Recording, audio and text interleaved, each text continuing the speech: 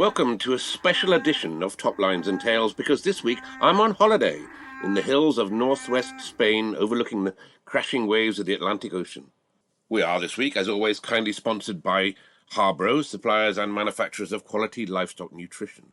As with all holidays, I brought with me a book, and it being a while since I last read it, I thought I would share it with you. Titled simply The Autobiography of an Unfortunate Bull, written in 1925, little is known about the author, Callum Krubach, save that there were only a few copies ever produced of this book, and even less in circulation now, some 100 years later.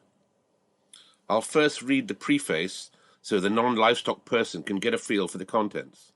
The story itself is written partly in the Doric, a language hailing from northeast Scotland, and hence is a little hard to understand and just as hard to recite. But I'll do my best. This autobiography, originally written merely for the author's amusement, is published on the representation that it might prove of interest to those familiar with the business of pedigreed stock rearing. The author does not claim the work to be a literary production, nor does he expect it to appeal to the general public, but lest it fall into lay hands, some explanations are perhaps necessary. The vernacular, which to those unfamiliar with it may seem a strange mixture of Scots and English, is that commonly spoken by the herdsmen in central Scotland. Pedigree stock rearing is one of the chief industries of Scotland, where many large herds are kept throughout the country, and the enthusiasm displayed by owners and cattlemen at times borders on obsession. The herd lavishes on his animal a care and affection not unworthy of human objects, and great is the rivalry evinced at shows and sales. Perth, where the chief combined show and sale is held in February of each year, is a veritable mecca for all stock breeders and exporters when this event takes place. Before being presented for public auction, many of the animals are fed and treated in a manner which would astound the uninitiated. No expense or time is spared preparing the young bulls for the annual sales. There are, of course, tricks in the trade, just as there are in any other business, but most cattlemen keep their magic processes a profound secret, even from the owners themselves.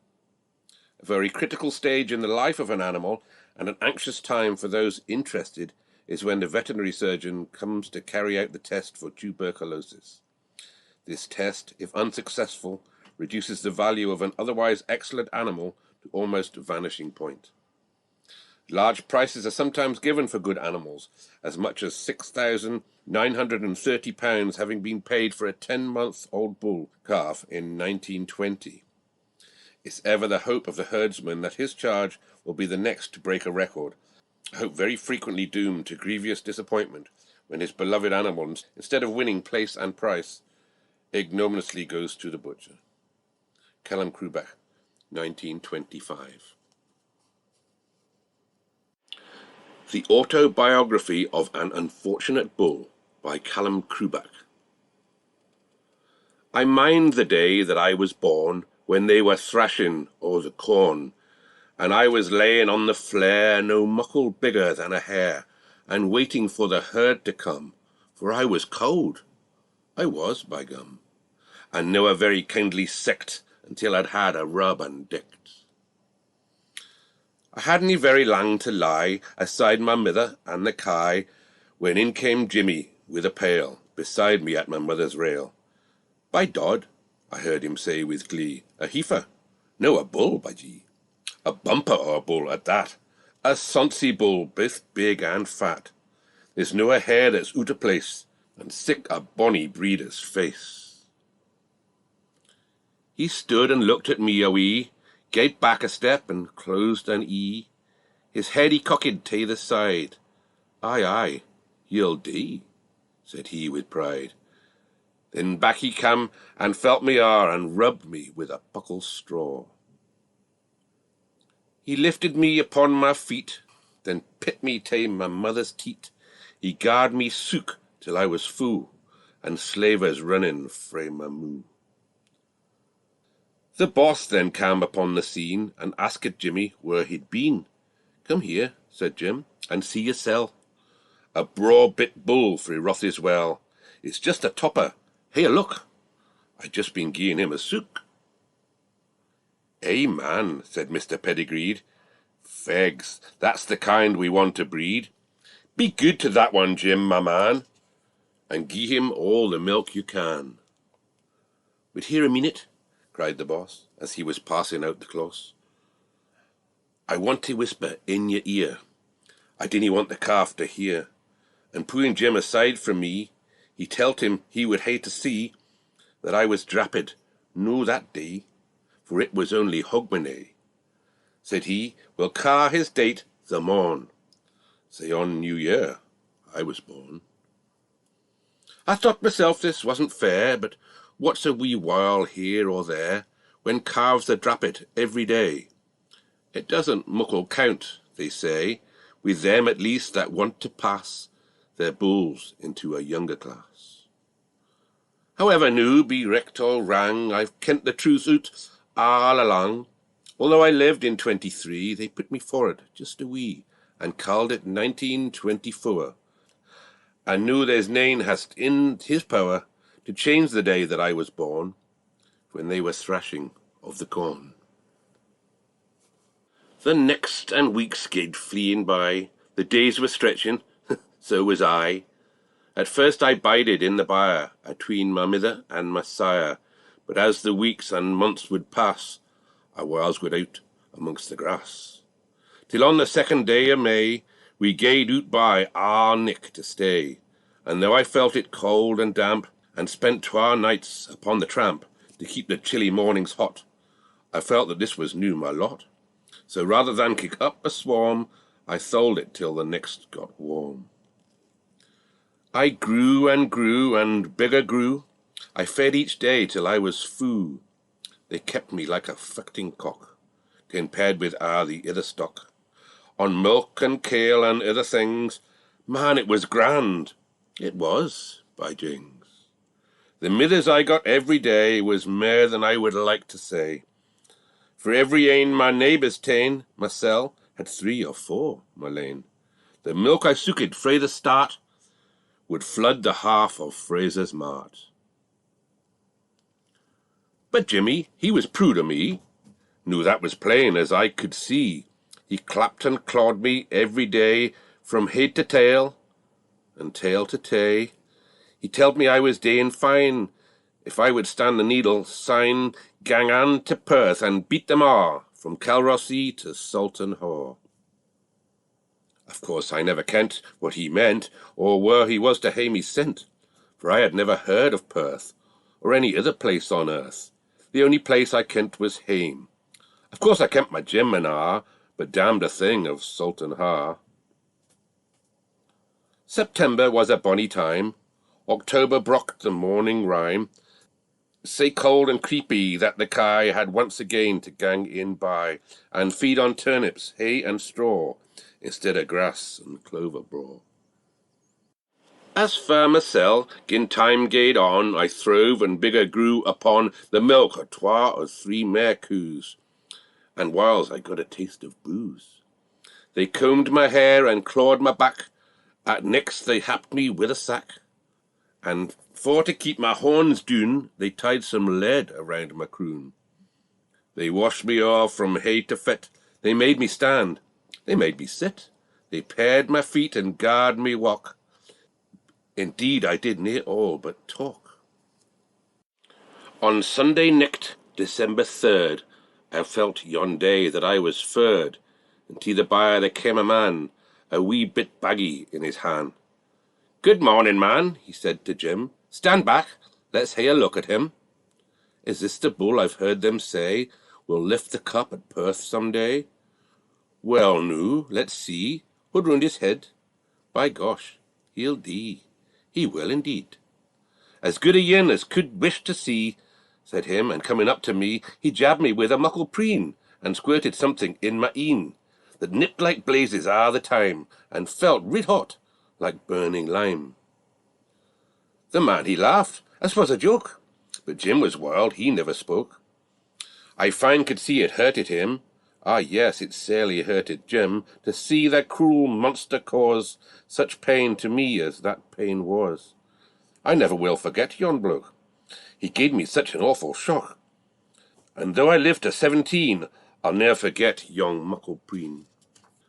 That buffer they call Manuel, I'll see him roasting first in hell. No pleased with that, he came again, with something like a wee glass pen, about the thickness of a straw, and gave my rump a scar or twa, but need I tell you any mair? The next jab wasn't quite sae sair. What happened noo, you'll ken the rest, for he was mucking up my test. His bag was hinging on a hook, for which he ta'en a figure book, and marking doon my heat, he said, I think noo, Jim, we'll gang to bed. He's alright for an hour or twa, but later ye might gie us a car.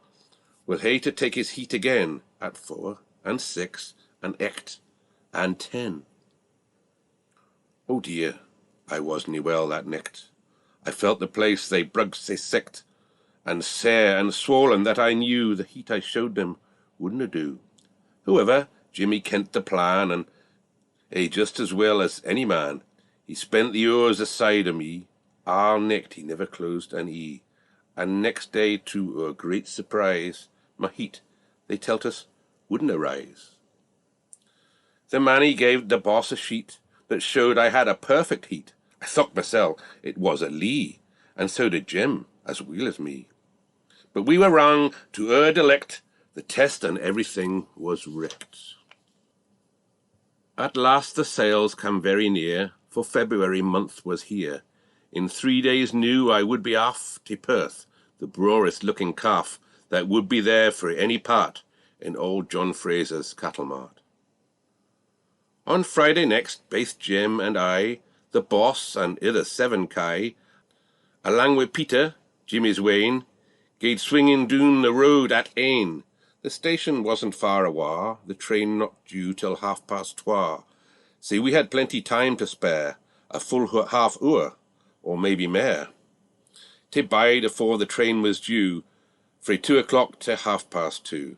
Say, to pass the time, I took the twa nurse kye and had a sook, to help me on the journey there. I thought this was only fair, since I was gone off in the train, to maybe no come back again.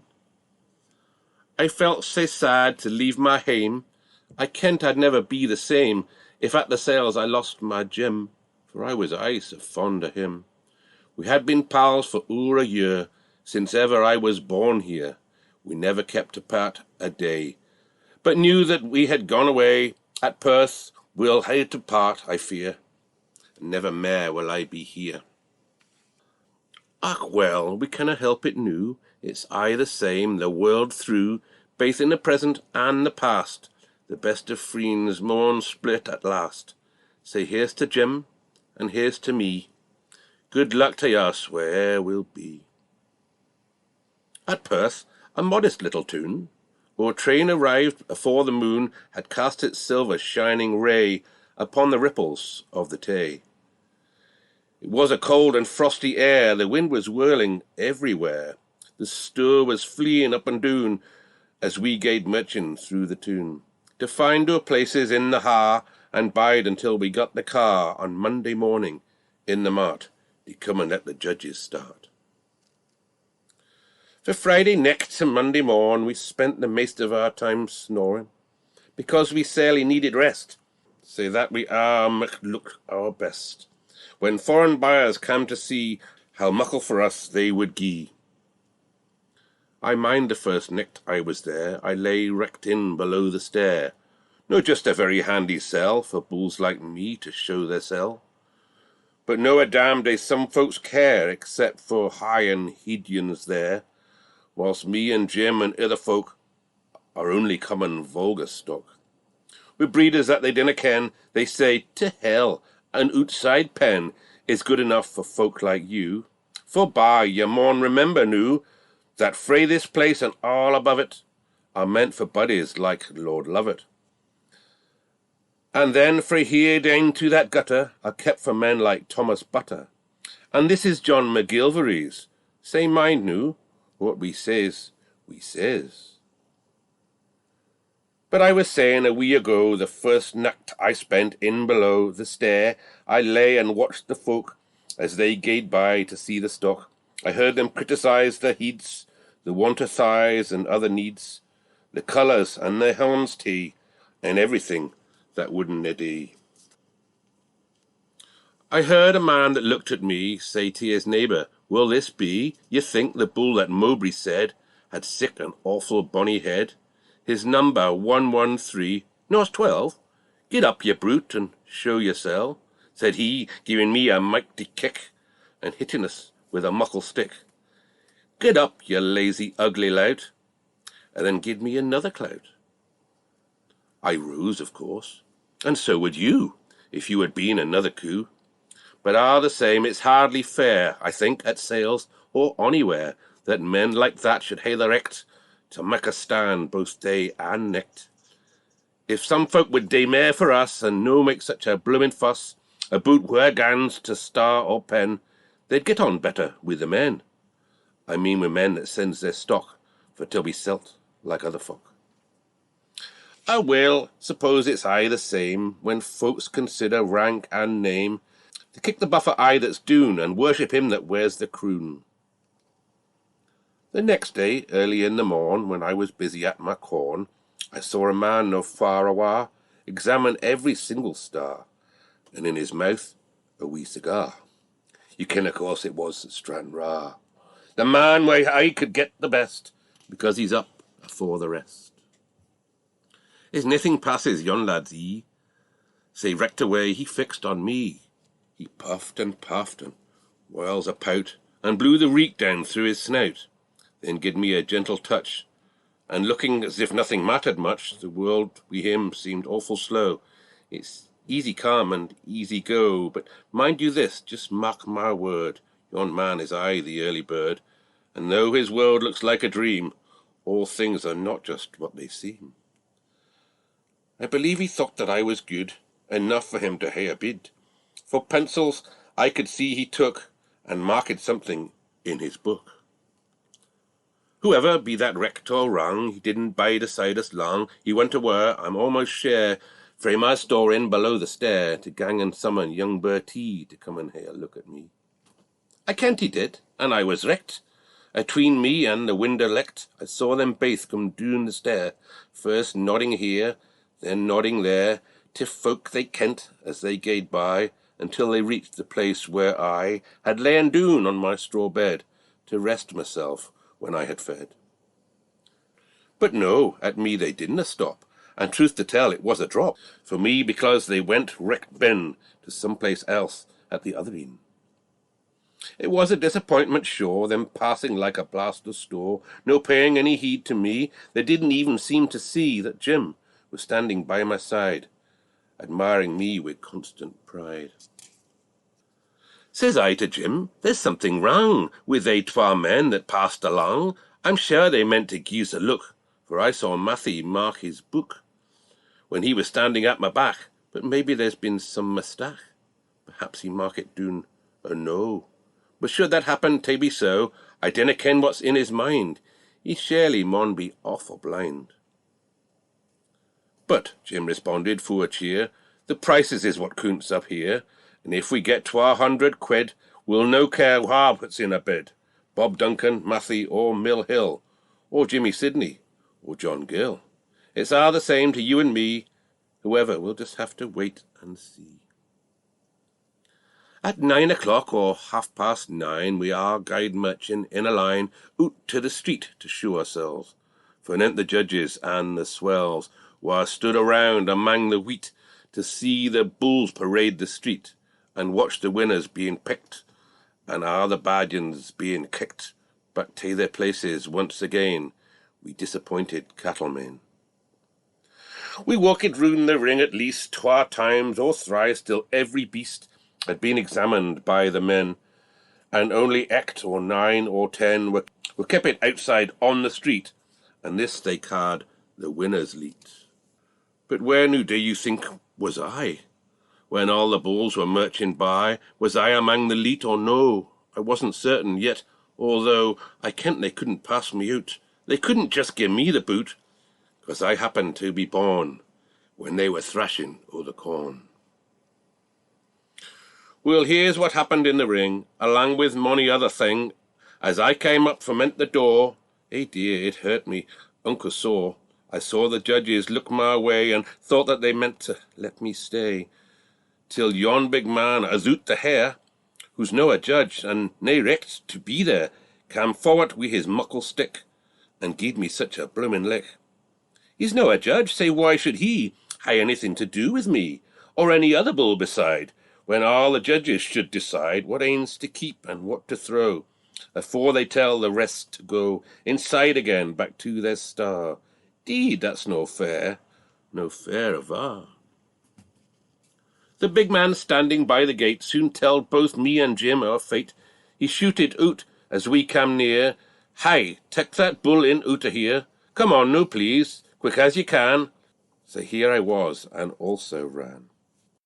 I aince again no luck had we. Naebody seemed to care for me, except my Jim, and he, poor man, was sair upset, for he began, when we got inside after street, to curse and swear and roar and greet. What's about it, Jim, says I. Cheer up, my man, we'll no say die until we see the price I get. Forby, you'll maybe hae to let me hame again, along with you. Indeed, that's what I'd rather do, because I'd like to bide with thee, richt up until the day I dee. Just dick Tireen, aye, that's the thing. You'll see that aince I'm in the ring, and Lovett's mouth is open wide, he'll draw the bids frae every side. And if he canna make them buy, there's no a living soul need try. The man's a marvel in yon box, the way he watches the fox, and gars them buy against their will, a coo, a heifer, or a bull. He makes them think that every stot is aye the best yin o' the lot. And if there's yin he canna sell, he screws his mouth and says, well, we'll let him gang, just pass him out, the doncy, ugly-looking brute. He's only good for butcher's roll. In fact, the place for him's a hole. When Jim got o'er his first setback, because nae tickets did I tack, he felt mair cheered and said to me, we'll baith just hae to bide a wee, and if ye bring in plenty pay, I'll no care nane about the way they chased ye inside frae the ring for siller. Effa, that's the thing. The prizes dinna count sae high, when folks with guineas want to buy. I never cared o'er much for cairds, nor yet for judges, nor for lairds. Though doubtless tickets count with some, but me and you, we didna come to Perth to glorify our name by batting bulls and men of fame, for glory only blows the pride and makes a body get aside. It ill becomes baith men and beast to think that they can, in the least, add to the handiwork of fate by showing airs. I simply hate to see a fellow creature craw about himself, for after all, there's nae a single passing day belongs to us, and we oursel belong to heaven or to hell, depending on the Lord's grace, who guards the fortunes of our race. 2 hours gaed by with selling stock, till nearly 3:30 o'clock, when my time then come dragging near, and Jim was standing by with fear and trembling at the passage door, there biding till he heard the roar. The next Jan in, number 112. Righto, said Jim, that's me and you. And gieing me a gentle clap, he said, come on, my little chap, we'll see what we can dae in there. I hope you'll make 3 times and mair as any bull that's through the ring and selling in front of you. Mind, hold up your head and your back. You maun remember no to slack. I saw as Jim and me gaed in that Lovett Fraser very soon would hae a salt and out again, blanging maybe, who would ken, to some great man that wanted me to sail awa across the sea. But when he saw us in the ring, he shouted, no, here's just the thing you want to buy, he's passed the test, and just the very best. Come on now, gentlemen, how much? A splendid colour, and his touch is like a piece of velvet fluff, though maybe he's a wee bit rough. He's just in off the grass, they say, and no been forced in any way. How much, then, gentlemen, for this? Mind, here's a chance you shouldna miss. 1,000, will I say to start? 100, 30, bless my heart. You surely want a bargain new, but mechty this will never do. No 30 for a bull like that. The bull would make it selling fat. We'll 20, 20 will I say. No bid, well 15, that will day.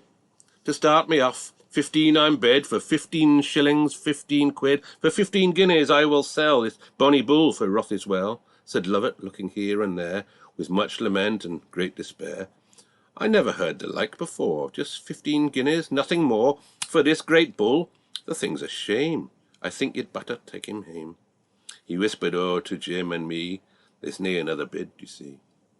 But just at that, the twa other men put up their catalogues, and then the bidding started off anew, and up by single pounds it flew, until it reached the modest sum of 30 guineas. Then, by gum, it stuck, and no a bawbee mare would ony man or woman there advance for me, say £30 was the siller in the round.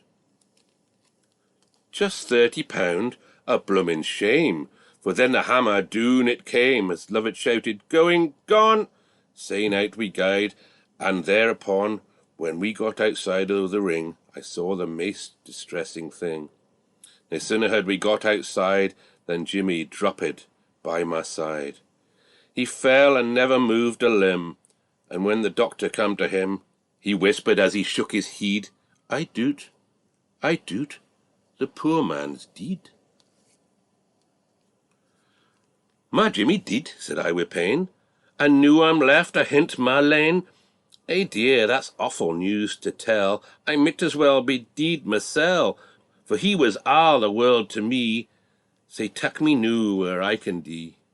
The doctor said who grieved he felt for Jim, poor man, and then he telt the folks that gathered round about that death was caused beyond a doot by shattered hopes and sudden grief, because his bull was selt for beef. He seen the butcher nod his heed, and that was what had done the deed. My Jimmy broke his heart for me, so tak me noo where I can dee. No life for me was at its end, since I had lost my only friend. Oh, Jim, my Jim, this cruel fate, I groan with bitter burning hate, against the emptiness of faith that builds us hopes to lay them laith, that fills with love and joy and hope a cunning artificial dope, which in the end just mocks your trust and drags your soul doon through the dust. The price of faith and all belief is surely bitter pain and grief. I kent it's wrong to speak these things, to question what the Lord he brings upon us, but it's hard to bear a loss that maks the heart sae sair. Far better I had no been born when they were thrashing o' the corn, 'cause them that's never lived to see the licht o' day can never dee, nor can they even see unfurled the horrors of this wicked world. Alas, poor Jim has gone to rest. He's gane to join the ever-blessed, and left behind a grieved pal, whereas happy recollections shall for ever be your tender care, and noo my lasting's earnest prayer is that we both may meet once more on that bright, distant, happy shore. My end was near, I didna care. I couldna thole this any mair. Ere lang I kent that there maun be a happy hame for Jim and me, where we could curry side by side, there to eternally abide. They quickly led me frae the shed, and made me doon a scanty bed in some wee byre aside twa kye, a butcher's killing hoose nearby. In there I spent my life's last day, in there my hinmaist bite a hay, and neeps, and in the morning sun, the cruel and bloody deed was done. A muckle hammer struck my head atween my een, and killed me deed.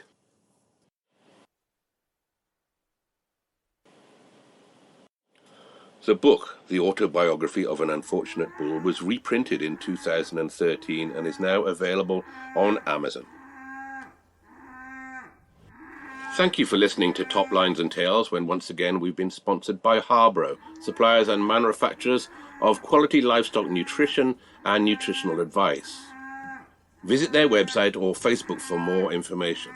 And whilst on the subject of Facebook, why don't you visit the Top Lines and Tales Facebook page, where you'll find more information regarding this episode.